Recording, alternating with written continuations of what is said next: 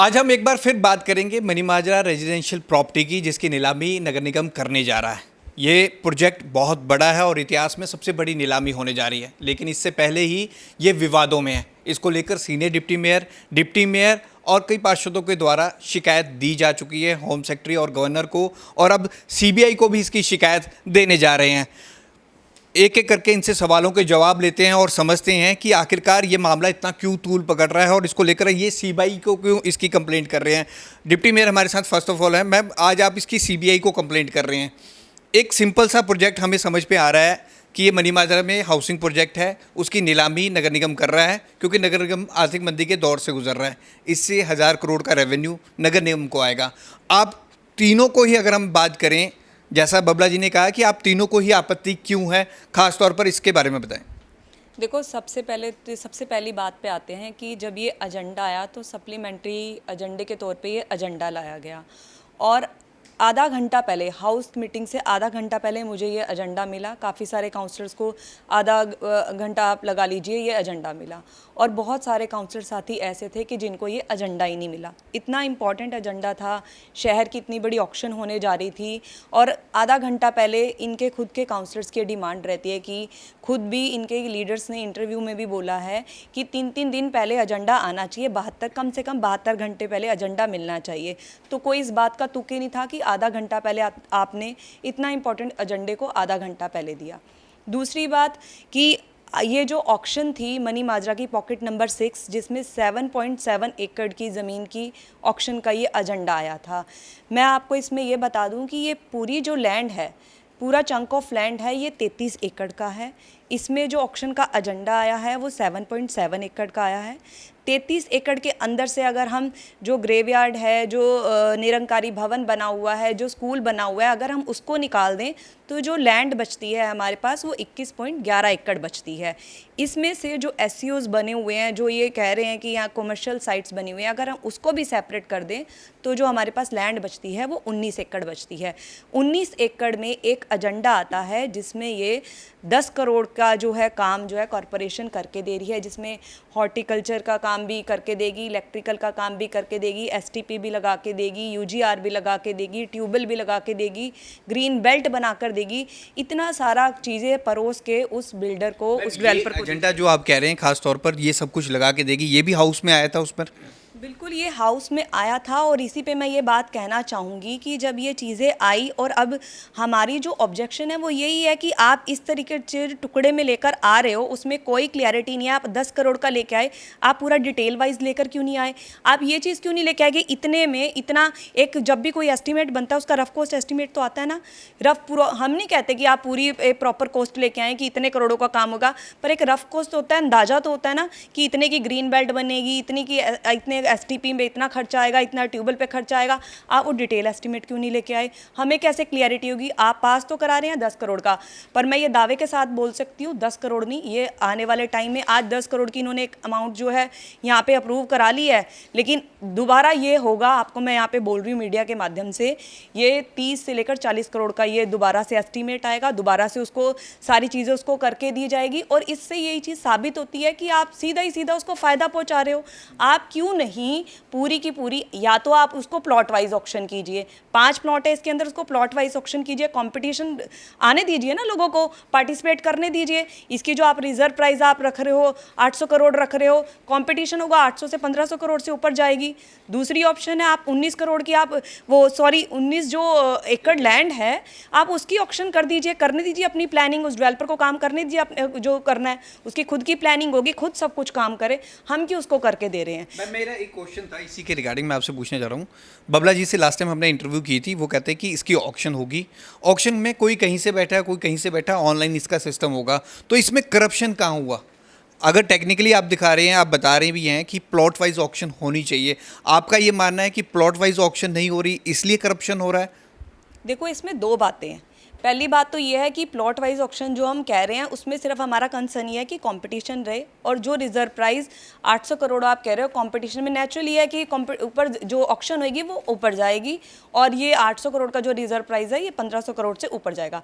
दूसरी बात जो हम कह रहे हैं, अगर 19 एकड़ की लैंड की आप ऑक्शन करते हैं, उससे क्या होगा, 800 करोड़ अगर इसका रिजर्व प्राइस 7.7 एकड़ का है तो 19 एकड़ का रिजर्व प्राइस कितना होगा? 2000 करोड़ के करीब जो है इसका रिजर्व प्राइस होगा। तो आप ये देखिए 1300 करोड़ का जो है चूना लगने जा रहा है कॉरपोरेशन को। हमारा सवाल यहाँ है। मैं एक सवाल ये भी पूछना चाह रहा हूँ, जब एडमिनिस्ट्रेशन की तरफ से जो उनका कहना था कि 7.7 एकड़ लैंड हमें मिली है, हम तो उसी की ऑक्शन कर सकते हैं, बाकी रिमेनिंग जो आप जगह कह रहे हो कि टोटल उसको मिला के 19 एकड़ जगह है, तो वो कैसे ऑक्शन कर सकते हैं? इस पर वो कैसे गौर फरमा सकते हैं? टेक्निकली इसके बारे में समझें। पहली बात तो मैं ये कहूँगी जो जगह है ये नगर निगम की जगह है। ये सवाल ही गलत होता है कि हमें प्रशासन ये जगह दे रही है। ये जगह किसने कहा? ये जगह तो कॉरपोरेशन की जगह है। कॉरपोरेशन को इसके जो है ऑक्शन कॉरपोरेशन को डिसाइड करना है कि क्या करनी है। इसके लिए मैं आपको बता दूं, होम सेक्रेटरी साहब से भी हम मिले, हम उनके पास गए, बराड़ सर के पास गए। उन्होंने भी हमें कहा है, जब हमने ये चीज़ें डिस्कस की, उन्होंने कहा कि आप लोग आपस में बैठ जाइए, सभी आप लोग रूलिंग पार्टी के भी बैठ जाइए, आप लोग भी बैठ जाइए और आप लोग इस पर जो भी आपकी रजामंदी होती है आप डिसाइड कीजिए और मेरे पास आप लेकर आइए क्या करना है क्या नहीं करना है। तो वो लोग जब ये बात रख रहे हैं, ये बात कह रहे हैं, तो इन लोगों को आपत्ति कहाँ है? ये किस चीज़ को, क्यों इस चीज़ का एक्सक्यूज़ दे रहे हैं कि हमें ये प्रशासन ने जगह दी है? किस तरह का आप लोगों को गुमराह कर रहे हैं? मैं आपका एक ऑब्जेक्शन समझ गया। यहाँ पर एक ऑब्जेक्शन आपने बोला कि 7.7 एकड़ लैंड की क्यों हो रही है, पूरी 19 एकड़ लैंड की ऑक्शन की जाए। साथ ही साथ हम अगर उस रेजिडेंशियल प्रॉपर्टी जो भी बिल्डर आएगा, जो भी ऑक्शन में आता है, हम उसे डेवलप करके क्यों दें? नगर निगम क्यों घाटा खाए? वो पूरा प्लॉट ही उठाए और अपने लेवल पे डेवलप करें। बिल्कुल बिल्कुल उसको करना चाहिए खुद। आप देखिए अगर सारी चीज़ें हम करके देंगे तो अल्टीमेटली नाम के तौर पे वो तो 7.7 एकड़ लेगा, अल्टीमेटली वो सारी सर्विसेज हैं वो कौन यूज़ करेगा? वो हम सारा प्रबंध जो करके दे रहे हैं वो किसको करके दे रहे हैं? हम उस बिल्डर को, उस पर्टिकुलर बिल्डर को जो करके दे रहे हैं ना। हमारा यही कंसर्न है उसकी खुद की, वो खुद सारी लैंड जो है ऑक्शन में ले और खुद सारी चीज़ें डेवलप करे, खुद की उसकी प्लानिंग हो, खुद वो करे। कॉरपोरेशन को और आगे ही, कॉरपोरेशन जो है इतनी मंदी में है, आगे ही फाइनेंशियल क्रंच है। हमारा तो एक ही मतलब और मकसद होना चाहिए कि अगर हम इस ज़मीन की ऑक्शन कर रहे हैं तो कॉरपोरेशन को जो रेवेन्यू आना चाहिए, कॉरपोरेशन को जो फ़ायदा सही तौर पर होना चाहिए, कॉरपोरेशन को इस ऑक्शन से वही फ़ायदा हो और ज़्यादा से ज़्यादा बढ़कर जो है अमाउंट जो है ऑक्शन में कॉरपोरेशन को मिले। हमारे साथ प्रेमलता जी भी हैं। मैम मुझे एक बात समझाइए, एक बात उनकी कहने की कि ये हाउस भी नहीं चलने देते हैं, ये बात भी नहीं रखने देते हैं और इस मसले पर वो हाउस में डिबेट करते हैं। आप इस मसले पर मेयर मैम को भी आपने कोई कंप्लेंट नहीं दी है, आप होम सेक्रेटरी को दे आए हैं, गवर्नर साहब को दे आए हैं और अब सीबीआई को भी देने जा रहे हैं, लेकिन आप मेयर बबला मैम से नहीं मिले इसको लेकर। देखो, सबसे पहले तो नमस्कार कि हमें इस चीज़ की खुशी है कि मीडिया के माध्यम से जो चंडीगढ़ की जनता को है सही और गलत का पता लगता है, बात क्या सही है क्या गलत है। क्योंकि अखबारों में जो होती हैं कुछ चीज़ें समझने में मतलब टाइम लगता है। तो जिस दिन हाउस मीटिंग थी, अगर शहर का इतना बड़ा मुद्दा था तो ऐसी भी क्या इमरजेंसी थी कि ज़बरदस्ती रात रात को एजेंडे आते हैं। यहाँ तक कि योगेश डिंगरा जी ने तो साइन भी नहीं करे, जैसे ही हाउस मीटिंग में एंट्री कर रहे थे तो उससे ज़बरदस्ती साइन करवा रहे थे, तो उसने साइन नहीं करे। खुद बीजेपी सरकार कहती है कि 72 घंटे पहले जितने भी बीजेपी के पार्षद हैं, चाहे वो हमारी पार्टी के भी हो, शुरू से एक ही बात कहते हैं भी 72 घंटे चाहिए, क्योंकि 72 घंटे मिलेंगे तो हम पढ़ेंगे प्रॉपर, क्योंकि चंडीगढ़ की जनता ने हमें चुन के भेजा हुआ है। रही दूसरी बात, जिस दिन हम हाउस मीटिंग में गए थे उस दिन हमें पता था कि ये आ रहा है, हमने पढ़ा नहीं है कि हमने यही था कि हम लोग बोलेंगे भी अगली बार लेके आएंगे, इसको हम प्रॉपर पढ़े। सड़क का तो एक बहाना था V3 का, लेकिन असली कुछ तो जो चीज़ थी उन्होंने पहले से प्लान बनाया हुआ था कि किसी न किसी तरीके से इनको बाहर निकाल दो, ताकि जैसे आपने देखा होगा कि पहले भी एक इसका सफाई का मुद्दा आया था मनी माजरा साइड का, तब भी इन्होंने हमें बाहर घसीट के बदन पे कपड़े भी नहीं छोड़े थे, ज़बरदस्ती बाहर निकाला था। सभी मीडिया के माध्यम से देखा कि योगेश डिंगरा जी सीट पे बैठे थे, उनका कसूर क्या था? वो चुने हुए पार्षद हैं, चंडीगढ़ की जनता के फ़ायदे के लिए वो एक क्वेश्चन यही कह रहे थे कि वोटिंग कराओ, क्या सही है क्या गलत है, और उसमें एक वर्ड यूज किया जाए कि अगर V3 रोड जाएगी तो वो वापस हमारे पास दोबारा आए। उसमें उनका कोई स्वार्थ नहीं था, उसमें हम लोगों का चाहे जो मर्जी कह लो, एक ही स्वार्थ था कि हमारे जो मेयर मैडम है जब से सीट पे बैठे हैं, 650 से ऊपर कर्मचारी सड़क पे बैठ के भीख मांगने चौकों पे उससे ज़्यादा मैं क्या बोलूँ, उसके लायक ही छोड़ दिए, क्योंकि 45 एज के बाद कोई जॉब भी नहीं देता।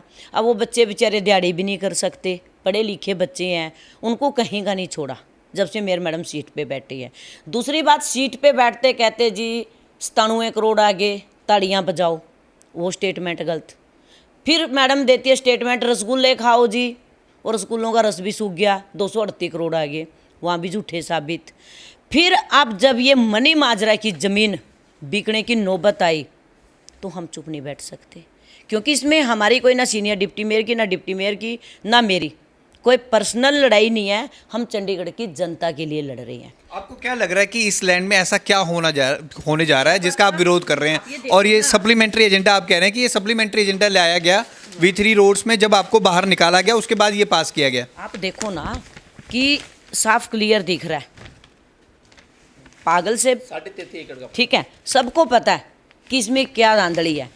अगर इसमें धांधली नहीं है तो आप दोबारा बैठो, हम लोग भी बैठेंगे। इसमें हमें चंडीगढ़ की जनता के बारे में सोच रहे हैं। चंडीगढ़ की सड़कें देख लो, चंडीगढ़ की चाहे सफाई का जो है आप देख लो क्या बुरी हालत है, एक भी काम नहीं हो रहे जब से मेयर मैडम सीट पे बैठे हैं। मैम वो तो यही कहते हैं ना, हाउस मीटिंग महीने में एक बार होती है। अगर आप इस पर दोबारा बैठोगे, चर्चा करोगे, उतना टाइम वेस्ट होएगा। अभी आर्थिक मंदी का दौर चल रहा है और नगर निगम को पैसों की सख्त ज़रूरत है कि इस लैंड की ऑक्शन करनी ही पड़ेगी। सबसे बड़ी बात तो मेयर मैडम ने ये बोला था कि और बीजेपी वालों ने ये बोला था कि अगर हमारा मेयर बन जाता है तो हम पैसा लेके आएंगे। ठीक है, कहाँ पर है वो पैसा? सरकार इनके ऊपर, और बड़े दावे के साथ सीट पे बैठ के हमें ज़मीन बेचने की ज़रूरत ही नहीं थी। ये एक इतिहास में लिखा जाएगा कि मनी माजरा की ज़मीन फिर भी हम चंडीगढ़ के वासियों के अच्छे के लिए इसलिए ज़मीन बेच रहे हैं, तो इनको लाने की ज़रूरत ही नहीं थी हाउस में। सबसे पहले हम लोगों को भी बिठाते, मार्केट से थोड़ा सा, हमारे बहुत सारे बड़े लीडर भी हैं और वैसे भी सीनियर हैं, कोई आर्मी के कुछ, उनसे थोड़ा सा बैठ के डिस्कस करते कि इससे कुछ ज़्यादा से ज़्यादा पैसे आएँ, जिससे हम अपनी FD भी खोल सकें एक, और जो हमारे गरीब कर्मचारी हैं उनको हमें नौकरी से भी निकालना ना पड़े, सारा प्रॉफिट हो जाता ना। तो लेकिन इसके अंदर बबला जी को ऐसा क्या चीज़ लग रही है कि उनको मेयर ऑफिस में बैठ के स्टेटमेंट देनी पड़ेगी। अगर स्टेटमेंट देनी है तो हमारी जो हरप्रीत कौर बबला जी है मेयर मैडम, वो आए सामने और वो दे। हमारे जो बीजेपी के अध्यक्ष हैं वो आके स्टेटमेंट दे, क्योंकि वो पार्टी के अध्यक्ष हैं और वो मेयर मैडम है। बबला जी को मैं पूछना चाहती हूँ कि बबला भाई, आप किस हक से वहाँ बैठ के स्टेटमेंट दे रहे हो, और किस हक से आप हमें अनपढ़ बोल रहे हो, और किस हक से आप कह रहे हो कि प्रेमलता हाउस नहीं चलाने देती, कि वो हार गई है? मैं नहीं हारी हूँ, हारे तो वो हैं जो मौका प्रस्त रात में दूसरी पार्टी ज्वाइन कर लेते हैं, या फिर जिसने वोट दी उनको वो हारे हैं, क्योंकि उन्होंने वोट दिया उसके पीछे उनका स्वार्थ है, और बाकी मेंबर ने क्यों नहीं दी। ठीक है ना, इसलिए मैं हारी नहीं, मैं तो आज भी जीती हुई हूँ, और मैं भगवान से दुआ करती हूँ कि अच्छी बात है कि मैं हार गई, नहीं तो जो आज स्थिति बबला जी ने चंडीगढ़ में की हुई है ना, तो परमात्मा भी अच्छे लोगों के साथ अच्छा ही करता है। और उनका एक सीधा सा सवाल है कि आपके टारगेट पे मेयर मैम ही क्यों रहते हैं? आपके टारगेट पे सिर्फ वही हैं। ये पूरा जब प्रोजेक्ट आया है तो नगर निगम के ऑफिसर भी इसमें सम्मिलित होंगे, उनकी भी मौजूदगी में हुआ होगा सब कुछ। आप सिर्फ मेयर मैम को क्यों टारगेट करते हो? इसलिए वो पूछते हैं बार बार सवाल। देखो, मैंने कोई मेयर मैडम को टारगेट नहीं किया, वो तो उनके अपने दिमाग की सोच है बबला जी की। ठीक है ना, उसमें वो वीडियो में बोल रहे हैं कि कुलदीप जी के बारे में, एक्स मेयर के बारे में, कि उनके ऊपर पैसे ले लेके और कर्मचारी लगवाए। ठीक है, वो अगर हम बोलने लग गए, समझने के लिए इशारे ही काफ़ी है। किस किस पे FIR हुई है सबको पता, मुझे कहने की ज़रूरत नहीं है। दूसरी बात, क्या प्रूफ है कुलदीप के ऊपर इल्ज़ाम लगा रहे हैं? और दूसरी बात, वो हमें कह रहे हैं कि ये तीनों अनपढ़ है। इसका मतलब आपने कल देखा, पूरी वीडियो आई थी, उनकी पार्टी के 3 पार्षद हाउस में बोल रहे हैं हमने वीडियो निकलवाई है, तो क्या इसका मतलब वो भी अनपढ़ है? तो बबला जी के पास ही बहुत बड़ी डिग्री है। मतलब बीजेपी वाले भी इसका विरोध कर रहे हैं? जी जरूर, पक्का। आपको ने कल देखी, मधुकर जी ने चलाई थी वीडियो, उसमें उनके 3 पार्षद बिल्कुल एंड जो हम बोल रहे हैं वही वो बोल रहे हैं। तो बबला जी को ये बातें शोभा नहीं देती है कि वो किसी को अनपढ़ बोले, हाउस नहीं चलाने देते हैं। वो तो फिर चलो, मैं चंडीगढ़ की जनता के लिए लड़ रही हूँ ना, उसमें मेरा क्या स्वार्थ है? मेरा कोई स्वार्थ नहीं है, क्योंकि मैं सही और गलत के लिए लड़ रही हूँ। और जब मेरे को इसका रात को पता लगा तो मैं रात को चैन से नहीं सो पाई। इसलिए नहीं चैन सो पाई क्योंकि मुझे चंडीगढ़ की जनता को टोटल ही ठगा हुआ महसूस हो रहा था। तो बबला जी, अगर आप इतने और कर्मचारी इतने वो है ना, तो इसको दोबारा से लेके आइए और बैठ के डिस्कस करिए। और डिस्कस करोगे तो आप देख लेना, दूध का दूध पानी का पानी सामने आ जाएगा। सीनियर डिप्टी मेयर भी हमारे साथ, जसबीर सिंह बंटी जी। बंटी जी, आप ये कागज़ लेके आए हैं, ये क्या कागज़ हैं और क्या कहना चाहते हैं आप? बबला जी ने पिछली बार कहा था कि आपने हाउस में पास करके अप्रिशिएट भी किया था मेयर मैम को। शायद बबला जी की, मेरे को लगता है शायद बबला जी पढ़ते नहीं। उन्होंने, मैंने किस एजेंडे पे बोला था? हमारे बबला जी बड़े भाई हैं, हम उनके बारे अगर हम अपशब्द बोलने लगे तो फिर हमें और उनमें क्या फ़र्क रहेगा? जैसे प्रेमलता जी ने बताया कि हमें पता है किस पे एफ हुई, किस पे क्या है, कई हमारे पास कई चीज़ें हैं, मगर हम अपनी मर्यादा को उनके, क्योंकि हमारे माँ बाप ने हमें ऐसे संस्कार दिए हैं कि हम जो हमारे बड़े हैं हम उनके लिए कभी गलत नहीं शब्द बोलते। अब ये जो बबला जी बार बार कही जा रहे हैं कि बंटी ने सीनियर डिप्टी मेयर, वैसे तो उनका हक ही नहीं बनता। क्या मेयर सक्षम नहीं है? क्या नगर निगम नहीं, अगर मैंने वो किया था, नगर निगम क्यों नहीं बोल रहे? या और हमारे प्रशासन के अफसर क्यों नहीं बोल रहे? जो ये एजेंडा है 33 एकड़ का, जैसे तरुणा जी ने बताया है, उसमें से हमारा 12 एकड़ जो जगह है ऑलरेडी स्कूल और ग्रेवयार्ड को दी हुई है। उसमें से भी 2.36 एकड़ जो बाहर हमारे शोरूम नगर निगम में बने हुए हैं वो बने हुए हैं। उसके बाद हमारा जो चंक ऑफ लैंड बचता है 19.20 एकड़ का बचता है। जब हम सभी पार्षद कह रहे हैं कि या तो आप प्लॉट वाइज बेचिए जगह, या आप उसको 19 एकड़ की 19 एकड़ उसको डेवलपर को दो, वो अपना जोनिंग मैप बनाएगा और प्रशासन से, चीफ आर्किटेक्ट से पास करा के उसके हिसाब से इम्प्लीमेंटेशन करेगा। अगर हम नगर निगम पहले इतने फाइनेंशियल क्रंचिस से जूझ रही है, अगर हम ही सड़कें बना के देंगे, हमें पार्क बना के देंगे। देखो आप प्लॉट के साथ 2 जगह वहाँ पे पार्क है, एक पीछे जो पार्क है 4.5 एकड़ में पार्क है, 7 एकड़ जगह हम मकान बना रहे हैं, 4.5 एकड़ के पार्क हैं, उसमें से 6.5 एकड़ में सड़क है। बस सारा कुछ तो पका पकाया हम दे रहे हैं। उसके बाद ये जो टेबल एजेंडे की बात हुई, मैं ज़्यादा लंबा ना खींचूँ, इन्होंने टेबल कह रहे थे, बंटी जी मुबारकबाद देते हैं, ये हमारा कोई ऑफिशियल कोई एजेंडा नहीं आया था। उसमें भी हम नगर निगम के पार्षदों ने जो गांव से बिलोंग करते हैं सभी ने एक मिलके टेबल एजेंडा लेके आए थे। उसमें हमने डाला था, टेबल एजेंडा नंबर था 351.1 जो कि जुलाई में हुआ था। उसमें हमने रिक्वेस्ट करी थी मेयर साहब को कि request for the reservation under ऑस्ट्री quota in upcoming MC auction projects in Mani Majra. कहने के बाद उसके बाद सबसे पहले कुलजीत सिंह संधू ने, secretary place the table agenda number 1 before the house constitution and approval.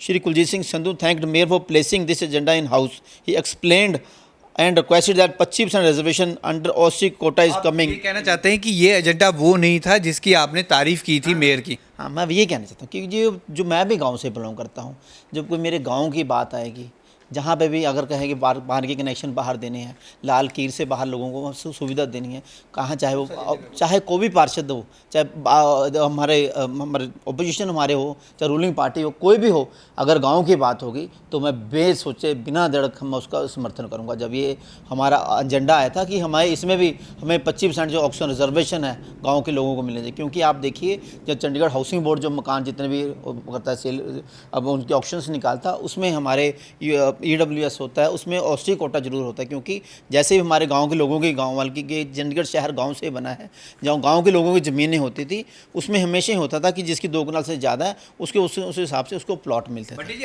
अब आप इसकी कंप्लेंट CBI को करने जा रहे हैं? आज हम सबसे पहले तो जिस दिन हमारा ये एजेंडा इन्होंने ज़बरदस्ती हमें V3 रोड्स में, जब हमारे पार्षद को डिसऑर्डर नहीं कर रहे थे, बड़े प्यार से हम बात कर रहे थे, हमने पहले हमारे गुरप्रीत गापे जी ने कहा कि हम आपके साथ सहमत हैं, क्योंकि आप मेयर का फेलियर था, पैसे तो कहीं से लेके नहीं आए, कि हम आपके साथ सहमत हैं कि अगर आप V3 सड़कें आप प्रशासन को देने जाते थे, हम भी उसमें सहमत हैं, मगर उसमें आप हमारी कंडीशन है कि 1 साल बाद आप बोले कि ये सड़कें बनने के बाद वो हमें वापस कर देंगे। मगर उस मेयर ने एक ना सुनी, तो सभी पार्षदों ने कहा अगर ये बात है तो हम वोटिंग चाहते हैं। सभी मेयर पार्षद अपनी वोटिंग मांग रहे थे कि अगर नहीं हुए तो उसके बीच में मेरे ने देखा कि हमारे जो पार्षद हैं, हमारे 15 पार्षद थे हमारे नगर निगम उस दिन, जो प्रेजेंस ऑफ हाउस था 15 पार्षद हमारे अपोजिशन के थे, अलायंस के, और उसके 13 पार्षद बीजेपी थे। तो उन्होंने देखा कि अगर इन्हें वोटिंग होगी या कुछ हो गया तो ये हमारी एजेंडे हमारे कैंसिल हो जाएंगे। उसके बाद उन्होंने ज़बरदस्ती हमें बाहर निकाले। उसके साथ साथ पहले दिन ही हमें सेम डे हमने सेक्रेटरी को, नगर निगम सेक्रेटरी जो इंचार्ज होता है उसको हमने सारे पार्षदों ने साइन इधर ही मैं आपको रोकना चाहूँगा, V3 रोड्स पर वो जब वो डिबेट हो रही थी, जब हंगामा हुआ था, योगेश ढिंगरा को बाहर निकाला, आप सब बाहर निकल गए, उसके बाद ये सप्लीमेंट्री एजेंडा पास किया गया है जो मनी माजरा के ऑक्शन। मैं वही बता रहा हूँ। उसके बाद जितने भी एजेंडे आए हैं, जब इन्होंने हमें बाहर निकाल दिया, उसके बाद इन्होंने ज़बरदस्ती देखा कि अब तो कुछ नहीं है, उसके बाद ही वोटिंग करवाने लगे। जब सारे आपके बंदे तो वहाँ वोटिंग की क्या जरूरत है।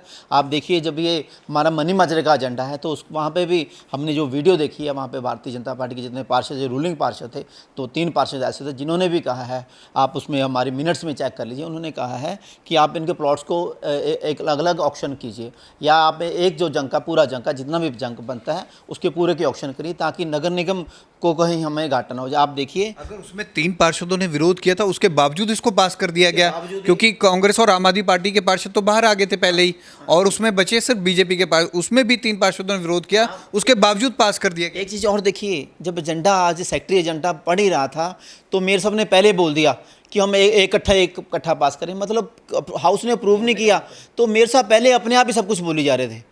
मतलब इसमें कुछ ना कुछ तो इतना बड़ा हमें लग रहा है घपला है। कहाँ एक जो चंक ऑफ लैंड 19 एकड़ का है, जो सरकार ने, डीसी साहब ने जो रेट निकाला 7.7 एकड़ का रेट निकाला है, वो 796 करोड़ 800 करोड़ के आसपास निकाला है। अगर हमें 19 एकड़ पूरी थे तो इसका 2100 करोड़ का बनता है। हम नगर जो पैसा है ये हमें तो नहीं आना, ना मेयर साहब के घर पर आना, ना मेयर साहब को ऑब्जेक्शन हो, ना हम। जब हम सभी पार्टी के पार्षद चाहते हैं कि इस पर रीडिस्कस हो, अगर आपने सामान देना ही है तो 21 एकड़ पूरे का पूरा जंग बेचो, हम क्यों उस पर पैसे लें, हम तो आगे इतने फाइनेंशियल क्रंचेस में गूंज रहे हैं। तो इस पूरे इश्यू पे हमने टेक्निकल समझने की कोशिश की। उस दिन हाउस में क्या हुआ 26 अगस्त को, अब इसको लेकर ये सीबीआई को कंप्लेंट करने जा रहे हैं। और सबसे बड़ी बात, इन्होंने मिलकर एक ही बात की है कि 19 एकड़ की ये लैंड है, इसकी प्लॉट वाइज ऑक्शन होनी चाहिए। 7.7 एकड़ की जो लैंड की हम ऑक्शन कर रहे हैं और उसके बाद जो एरिया को हम डेवलप करके दे रहे हैं, इसमें एमसी का ही घाटा होगा। अगर हम 19 एकड़ को पूरी बेचते हैं और प्लॉट वाइज बेचते हैं तो इसमें कम से कम 2100 करोड़ और 2200 करोड़ का रेवेन्यू एमसी को जाएगा। कैमरामैन विशाल के साथ भगवत सिंह, पंजाब केसरी टीवी, चंडीगढ़।